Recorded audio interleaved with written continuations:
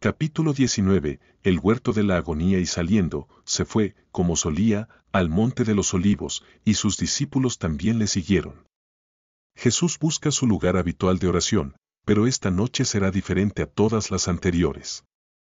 La sombra de la cruz se extiende sobre Getsemaní, convirtiendo este jardín en el lugar de la decisión más crucial de la historia. Cuando llegó a aquel lugar, les dijo: orad que no entréis en tentación. Su primera preocupación no es por sí mismo sino por sus discípulos. Sabe que enfrentarán la tentación más grande de sus vidas y necesitan preparación espiritual a través de la oración. Y él se apartó de ellos a distancia como de un tiro de piedra, y puesto de rodillas oró. La soledad de Jesús en este momento es profunda. Incluso sus discípulos más cercanos no pueden acompañarlo completamente en esta experiencia. Hay aspectos de su misión que debe enfrentar absolutamente solo. Diciendo: Padre, si quieres, pasa de mí esta copa, pero no se haga mi voluntad, sino la tuya. Esta oración revela la plena humanidad de Jesús. Su naturaleza humana recoila ante el sufrimiento que se aproxima, pero su voluntad permanece sometida al Padre. La copa representa no solo muerte física sino separación espiritual del Padre por nuestros pecados. Y se le apareció un ángel del cielo para fortalecerle. En su momento de mayor debilidad, el Padre envía ayuda celestial. Incluso en su dolor, Jesús no está abandonado. El refuerzo angelical lo capacita para continuar hacia la cruz. Y estando en agonía, oraba más intensamente, y era su sudor como grandes gotas de sangre que caían hasta la tierra. Lucas, el médico, describe un fenómeno médico conocido como hematidrosis, donde el estrés extremo causa que los capilares se rompan y la sangre se mezcle con el sudor. La agonía de Jesús no era solo emocional sino física. Cuando se levantó de la oración y vino a sus discípulos, los halló durmiendo a causa de la tristeza. Los discípulos fallan en el momento cuando más los necesitaba. Su tristeza los agotó, pero su sueño revela su incomprensión de la magnitud del momento. No entienden que esta es la batalla decisiva entre el bien y el mal. Y les dijo: ¿por qué dormís? Levantaos y orad para que no entréis en tentación. Su reproche es gentil pero urgente. Conoce las tentaciones que enfrentarán y sabe que solo la oración nos preparará para permanecer fieles. Mientras él aún hablaba, se presentó una turba, y el que se llamaba Judas, uno de los 12, iba delante de ellos, y se acercó hasta Jesús para besarle. La traición llega en la forma más íntima posible. Un beso, símbolo de amor y respeto, se convierte en señal de traición. Judas usa la expresión más tierna para ejecutar el acto más vil.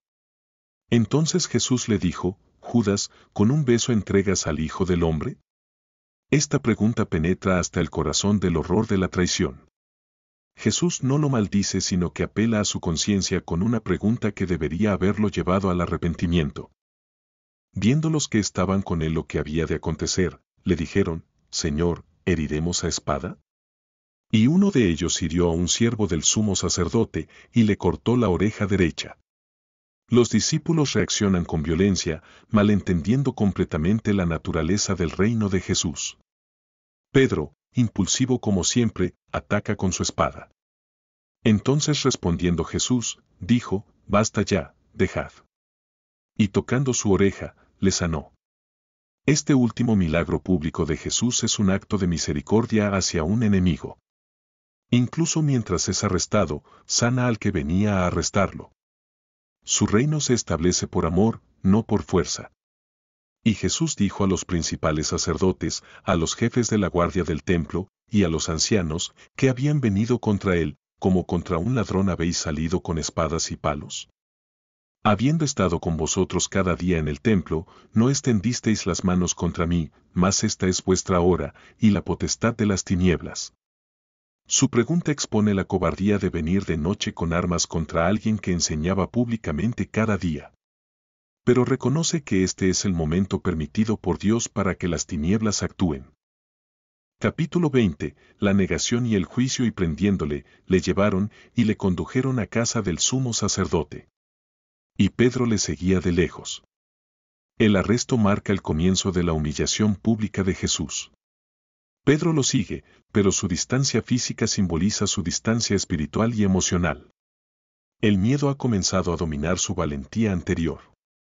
Y habiendo encendido fuego en medio del patio, y sentándose alrededor, se sentó también Pedro entre ellos.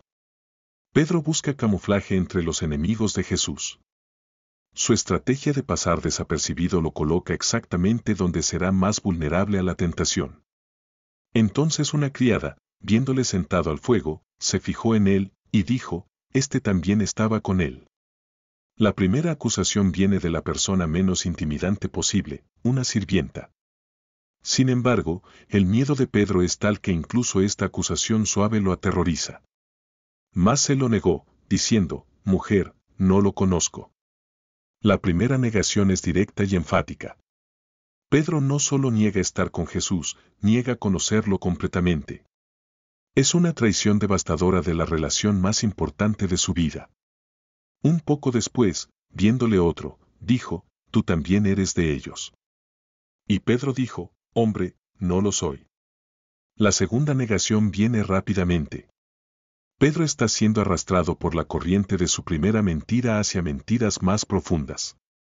Como una hora después, otro afirmaba, diciendo, «Verdaderamente este también estaba con él, porque es Galileo». El acento de Pedro lo traiciona. No puede esconder completamente su identidad regional, lo que confirma su conexión probable con Jesús. Entonces Pedro dijo, «Hombre, no sé lo que dices». Y enseguida, mientras él aún hablaba, el gallo cantó. La tercera negación es acompañada inmediatamente por la señal profetizada por Jesús. El canto del gallo corta como espada a través de la negación de Pedro. Entonces, vuelto el Señor, miró a Pedro, y Pedro se acordó de la palabra del Señor, que le había dicho, «Antes que el gallo cante, me negarás 3 veces». La mirada de Jesús no es de condenación sino de dolor profundo. En ese intercambio silencioso, Pedro ve el amor quebrantado de su maestro. Y Pedro, saliendo fuera, lloró amargamente. Las lágrimas de Pedro son el comienzo de su arrepentimiento genuino. Su llanto no es solo por ser descubierto sino por la traición de alguien a quien amaba profundamente. Y los hombres que custodiaban a Jesús se burlaban de él y le golpeaban, y vendándole los ojos, le preguntaban, diciendo, «Profetiza, ¿quién es el que te golpeó?». Y decían contra él muchas otras cosas injuriándole. La tortura física se combina con burla espiritual. Los guardias se divierten humillando al que afirmaba ser profeta. Cuando era de día, se juntaron los ancianos del pueblo, los principales sacerdotes y los escribas, y le trajeron al concilio. El juicio formal comienza al amanecer para dar apariencia de legalidad a lo que es esencialmente un linchamiento judicial. Diciendo, ¿eres tú el Cristo? Dínoslo. Y les dijo, si os lo dijere, no creeréis, y también si os preguntare, no me responderéis, ni me soltaréis. Pero desde ahora el Hijo del Hombre se sentará a la diestra del poder de Dios. Jesús expone la inutilidad del juicio mientras afirma su identidad mesiánica y su futura exaltación. Dijeron todos, ¿luego eres tú el Hijo de Dios? Y él les dijo, vosotros decís que lo soy. Su respuesta es afirmativa pero coloca la responsabilidad de la interpretación sobre ellos. No pueden alegar ignorancia sobre su afirmación de divinidad. Entonces ellos dijeron, ¿qué más testimonio necesitamos?